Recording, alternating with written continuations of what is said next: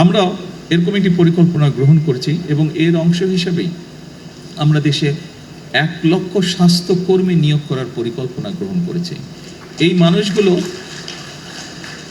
এবং এই 1 লক্ষের মধ্যে 80% থাকবে নারী স্বাস্থ্যকর্মী। এই মানুষগুলোর দায়িত্ব হবে গ্রামে গ্রামে ঘরে ঘরে যাওয়া, শহরেও তারা থাকবে, তবে আমরা জোর দেব গ্রামের মানুষের উপরে বেশি। তারা যাবে, তারা মানুষগুলোকে, বিশেষ করে পরিবারের নারী যারা আছেন, যারা সংসার দেখাশোনা করেন, দায়িত্ব যাদের, তাদেরকে গিয়ে তারা অ্যাওয়্যার করবে, সচেতন করবে যে কোন খাবারটি খেলে ডায়াবেটিস হবে না, কোন খাবারটি খেলে কার্ডিয়াক হবে না, বা লাইফস্টাইল কি হলে তার হার্টের সমস্যা হবে না, কোন খাবারটি খেলে কিডনির রোগ হবে বা কিডনির রোগ হবে না। এই বিষয়গুলি সম্পর্কে তাদেরকে সচেতন করবে, হাইজিন সম্পর্কে তাদের সচেতন করবে। অর্থাৎ আমরা চাচ্ছি যে ইনশাল্লাহ ধীরে ধীরে আমরা সামগ্রিকভাবে পুরো দেশে যত বেশি সংখ্যক মানুষকে সুস্থ রাখা আমাদের লক্ষ্য।